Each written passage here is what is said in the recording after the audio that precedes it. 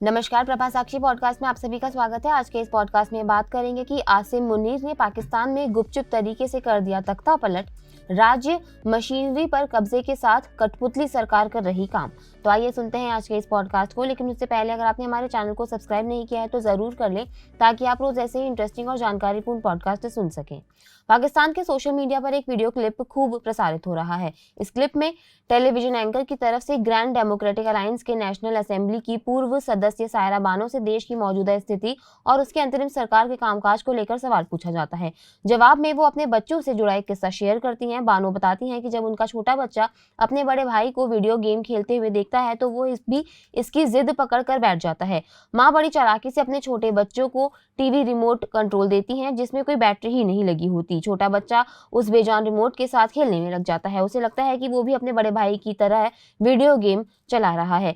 कमोबेश यही स्थिति पाकिस्तान की मौजूदा स्थिति को दर्शाती है। देश में पेपर पर इस्लामाबाद में स्थित एक अंतरिम सरकार है। वास्तव में ये एक बेजान रिमोट के साथ खेल रही है। मामलों को प्रभावी ढंग से रावलपिंडी से मैनेज किया जाता है, जहां इसकी शक्तिशाली सेना का जनरल मुख्यालय है।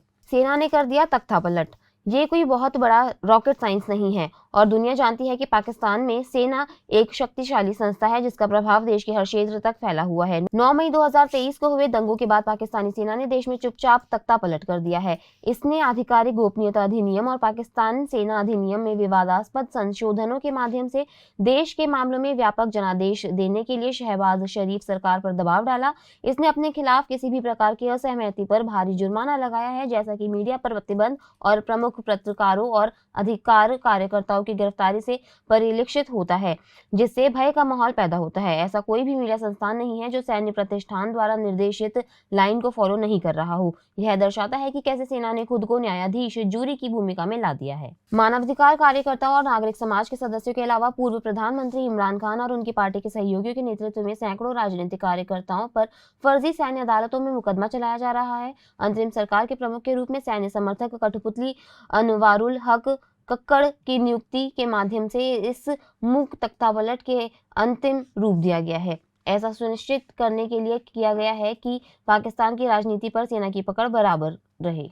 ऐसा यह सुनिश्चित करने के लिए किया गया था कि पाकिस्तान की राजनीति पर सेना की पकड़ बरकरार रहे। अंतरिम सरकार सैन्य प्रतिष्ठान द्वारा पोषित छोटे राजनेताओं से भरी हुई है। इसने सेना को बिना किसी जवाबदेही के किसी भी प्रकार के निर्णय लेने का पूर्ण अधिकार रखने वाला वास्तविक शासक बना दिया है। नतीजा यह है कि कई सत्तावादी फैसले लेते हुए, जिनमें देश में अफगान शरणार्थियों को जेनोफोबिक लक्ष्यीकरण और प्रोफाइलिंग शामिल है। यह सर्वविदित तथ्य है कि अगस्त 2021 में अफगानिस्तान पर कब्जा करने के लिए अफगान तालिबान को सैन्य सहायता प्रदान करके पाकिस्तान ने लाखों अफगानों को बेघर कर दिया था। राज्य मशीनरी पर सैन्य अधिकारियों का कब्जा।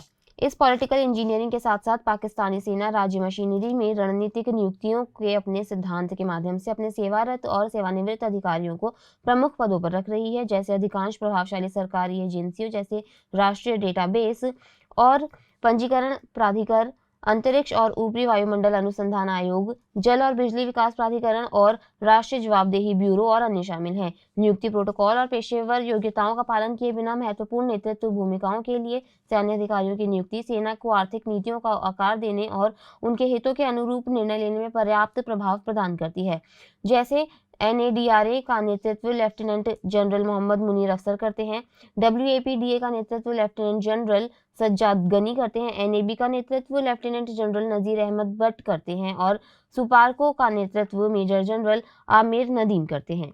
आसिम मुनीर खुद ही कर रहे हैं विदेश यात्रा। हाल के महीनों में पाकिस्तानी सेना ने देश के विदेशी मामलों में नागरिक कार्यकारी की भूमिका को भी बेशर्मी से नजरअंदाज कर दिया है, जिससे पता चलता है कि सैन्य प्रतिष्ठान ने देश के बाहरी और आंतरिक मामलों में कैसे प्रभावी ढंग से अपने नियंत्रण में ले लिया है। सेना प्रमुख जनरल असीम मुनीर ने हाल के महीनों में कई देशों की द्विपक्षीय यात्राएं की हैं। उदाहरण के लिए जनरल मुनीर ने सितंबर के मध्य में तुर्की का दौरा किया और देश के व्यापक नागरिकों और सैन्य नेतृत्व के साथ तुर्की के राष्ट्रपति रेसिप ताय्यप एर्दोगन के साथ द्विपक्षीय वार्ता की। पाकिस्तानी सेना की media wing inter services public relations ने जनरल मुनीर का उद्देश्य उनके ऐतिहासिक, राजनयिक और सैन्य संबंधों को बढ़ाना बताया। इससे पहले पाकिस्तानी सेना प्रमुख ने अप्रैल 2023 में बीजिंग की 4 दिवसीय यात्रा की, जहां उन्होंने चीनी राष्ट्रपति शी जिनपिंग के साथ साथ बातचीत की और फरवरी 2023 में यूनाइटेड किंगडम की 5 दिवसीय यात्रा की। जनरल मुनीर ने सऊदी अरब और यूनाइटेड का भी दौरा किया। जनवरी 2023 में अरब अमीरात यह पाकिस्तान के विदेशी संबंधों में सेना द्वारा निभाई जाने वाली विस्तारित भूमिका को प्रदर्शित करता है, जिसमें इसके प्रमुख द्विपक्षीय दौरे करते हैं और तथाकथित नागरिक नेतृत्व के बजाय विभिन्न देशों के राष्ट्र प्रमुखों से मुलाकात करते हैं। इसी तरह पाकिस्तान का दौरा करने वाले विदेशी प्रतिनिधि मंडल नागरिक कार्यकारी की तुलना में सेना प्रमुख के साथ अपनी बैठकों को प्राथमिकता देते हैं, जिससे देश के सरकारी मामलों में सेना की भूमिका उजागर होती है। उदाहरण के लिए चीनी विदेश मंत्री किन गैंग, जिन्हें तब से अपदस्थ कर दिया गया है, ने मई 2023 में अपनी यात्रा के दौरान जनरल असीम मुनीर से मुलाकात की और दोहराया कि बीजिंग उच्च गुणवत्ता वाले सहयोग प्रदान करने, संयुक्त रूप से चुनौतियों का सामना करने और सामान्य विकास को आगे बढ़ाने के लिए पाकिस्तान के साथ काम करने की उम्मीद करता है। समृद्धि एक राजनयिक भाषा जो आमतौर पर उनके मंत्री स्तरीय समकक्षों के साथ प्रयोग की जाती है। डिफॉल्टर मुल्क को कैसे मिलेगी राहत? डिफॉल्ट के कगार पर खड़े देश की आर्थिक पुनरुद्धार के प्रबंधन के मामले में पाकिस्तान सेना ने जून 2023 में आधिकारिक तौर पर आर्थिक पुनरुद्धार योजना में नेतृत्व की भूमिका को खुद को परियोजनाओं के समन्वय में एक महत्वपूर्ण भूमिका सौंपकर छोड़ दिया। सरकार ने दावा किया कि यह योजना स्थानीय विकास और मुख्य रूप से खाड़ी देशों के विदेशी निवेश के माध्यम से प्रमुख क्षेत्रों में पाकिस्तान की अप्रयुक्त क्षमता का दोहन करने और परियोजना कार्यान्वयन में तेजी लाने में मदद करेगी। दूसरे शब्दों में, यह सैन्य प्रतिष्ठान को पाकिस्तान के पूंजीगत संसाधनों पर व्यापक निगरानी और अपने लाभ के लिए इन संसाधनों का दोहन करने का अधिकार देता है। यह किसी भी लोकप्रिय आलोचना से सैन्य छूट भी प्रदान करता है, क्योंकि इस विस्तारित भूमिका को शहबाज शरीफ सरकार द्वारा सुविधाजनक बनाया गया था। मैन्युफैक्चरिंग में लगी सेना। इसके बाद पाकिस्तानी सेना ने अपने विशाल आर्थिक साम्राज्य का दायरा बढ़ा दिया है, जिसमें वह टूथपेस्ट से लेकर बड़े पैमाने पर निर्माण परियोजनाओं तक रोजमर्रा की वस्तुओं के निर्माण में लगी हुई है। इसके अलावा अपनी सहायक कंपनियों के माध्यम से एक समांतर लेकिन गैर जिम्मेदार राज्य चला रही है। सितंबर 2023 में निक्केई एशिया की एक रिपोर्ट से पता चला है कि पाकिस्तानी सेना अपने पंजाब प्रांत में गेहूं, कपास और गन्ना, साथ ही सब्जियां और फल जैसी नकदी फसलें उगाने के लिए 1 मिलियन एकड़ कृषि भूमि पर कब्जा कर रही है। यह पूरे पाकिस्तान में उसके नियंत्रण में पहले से ही 11.58 मिलियन एकड़ से अधिक राज्य भूमि से अलग है, जिसमें से उसने निजी उपयोग के लिए अपने अधिकारी कैडर को लगभग 6.8 मिलियन एकड़ जमीन वितरित की है। यह दर्शाता है कि शक्तिशाली सेना ने अपने विशाल आर्थिक साम्राज्य को बनाए रखने के लिए राज्य के संसाधनों को लूटने के लिए खुद को प्रतिबद्ध किया है, जिसका अधिकांश मुनाफा अधिकारियों द्वारा बड़े पैमाने पर बेघर और गरीबी से त्रस्त आम पाकिस्तानियों की कीमत पर अपने व्यक्तिगत लाभ के लिए खर्च किया जाता है।